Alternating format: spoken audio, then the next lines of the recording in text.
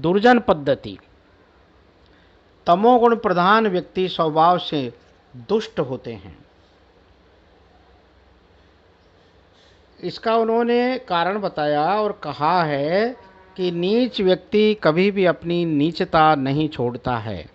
दुर्जनः परिहर्तव्यो विद्या अलंकृतो सन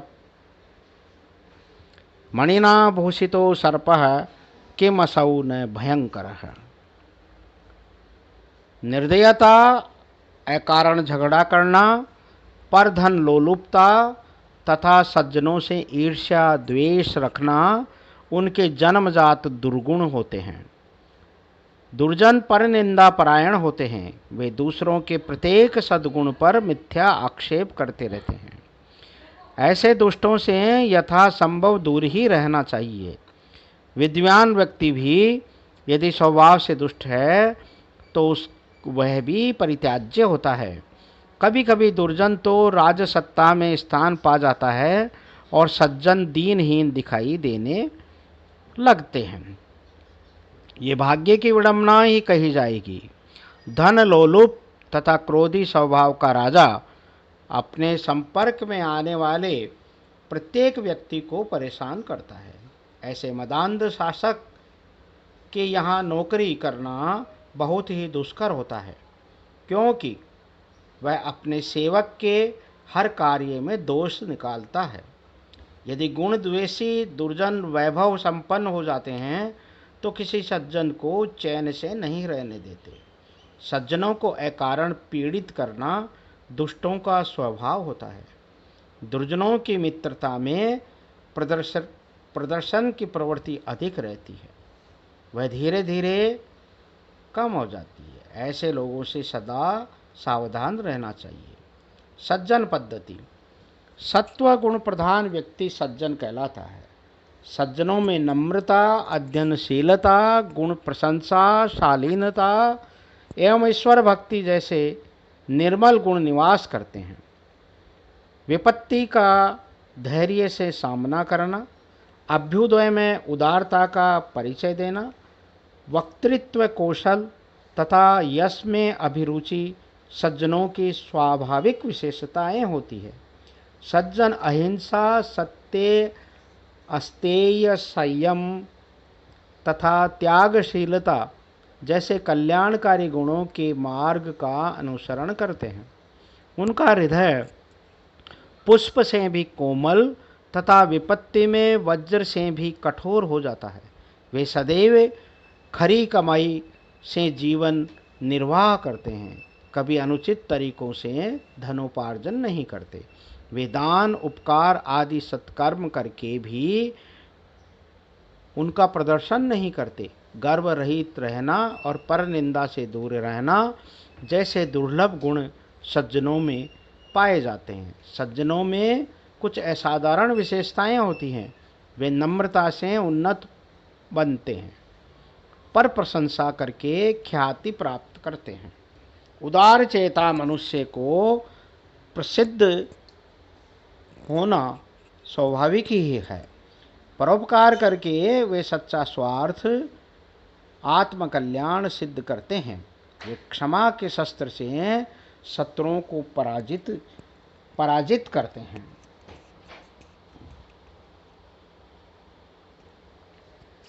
सत्पुरुषों की विभिन्न विशेषताओं का मनोवैज्ञानिक चित्रण किया है और उनकी संगति का बार बार अनुरोधात्मक उपदेश दिया है, क्योंकि उनकी मान्यता है कि संगति के अनुसार ही गुणों की उत्पत्ति होती है।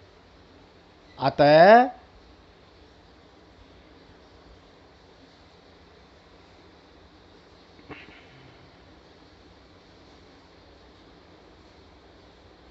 सत्संगति से सद्गुणों का स्वतः ही विकास होता है।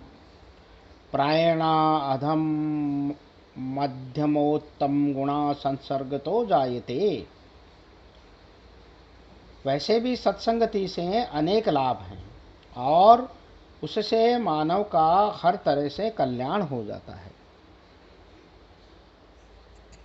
जाड्यम धियो हरति सिंचति वाचि सत्यम मानोन्नतिम दिशति पापम अपाकरोति ही चेतः प्रसादयति दिक्षु तनोति कीर्तिम सत्संगति कथय किम न करोति पुंसाम। परोपकार पद्धति जीवन की सार्थकता देने में है। परोपकार हमें आत्मिक संतोष प्रदान करता है। करुणापूर्ण सज्जनों की शोभा परोपकार से ही होती है। सूर्य, चंद्र तथा मेघ की तरह परोपकारी लोग स्वतः ही परहित में अभिरत रहते हैं। अपनी हानि की परवाह न करके भी वे दूसरों का भला करते हैं। आदर्श मित्र भी अपने मित्र की सभी स्थितियों में सहायता करता है और उसे हितकर मार्ग में प्रवृत्त करता है। परोपकारी लोग अत्यंत उदार होते हैं। जैसे समुद्र, सुर, असुर, पर्वत गण तथा मेघादि अनेक शरणार्थियों को एक साथ शरण देता है, वैसे ही परोपकारी लोग बिना प्रदर्शन किए न जाने कितने लोगों को आश्रय एवं सहयोग देते रहते हैं। वे मन वचन कर्म से पुण्यशील रहते हैं। दूसरों के गुणों की प्रशंसा करके प्रसन्न होते हैं। परोपकारी लोग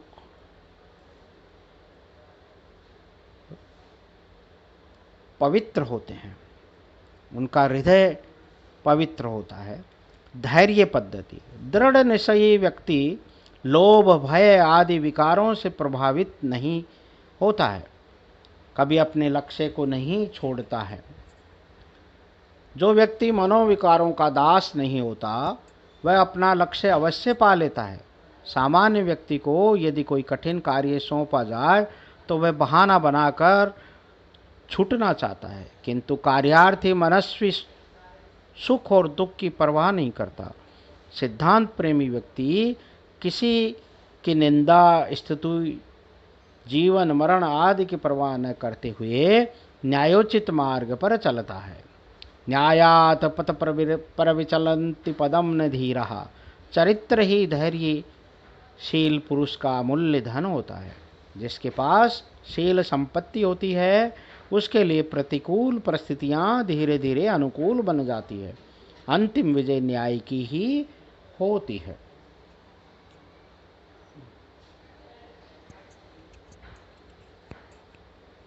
देव पद्धति पुरुषार्थ का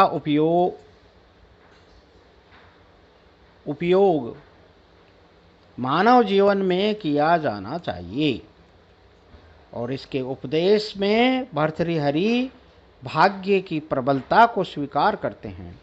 इंद्र जैसे शक्तिशाली देवता भी भाग्यवश पराजित हो जाते हैं।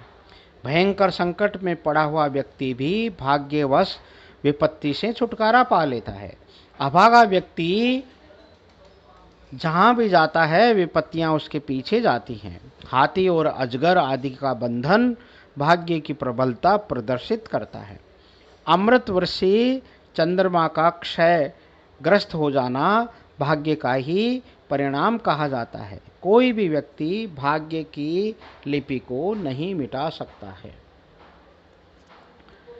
शैव वेदांती होते हुए भी भर्तृहरि जो कर्मवाद तथा भाग्यवाद में आस्था रखते थे, उनका स्पष्ट कथन है कि यत पूर्वम विधिना ललाट लिखितम तन मार्जितुम कह समहत है विधि रहो बलवान इति में मते है। भाग्य की बलवत्ता मानने पर भी विवेकशीलता को अधिक महत्व दिया गया। कर्म पद्धति भाग्य की अपरिहार्यता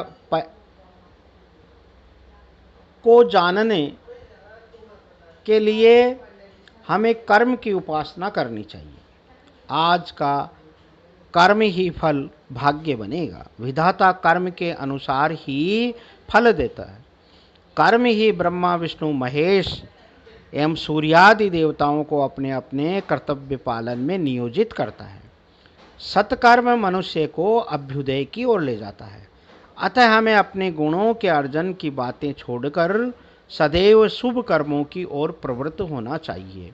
हमें प्रत्येक कार्य में परिणाम को ध्यान में रखकर ही कार्यारंभ करना चाहिए। बिना सोचे समझे त्वरित कार्य करने वालों को पछताना पड़ता है। मनुष्य के पूर्व कृत पुण्य ही उसकी रक्षा करते हैं। पुण्यशाली व्यक्ति के लिए सारा संसार सहयोगी बन जाता है। कर्मायत्तं फलं पुंसां बुद्धि कर्मानुसारिणी तथापि सुधिया भाव्यम सुविचार्येव कुर्वता।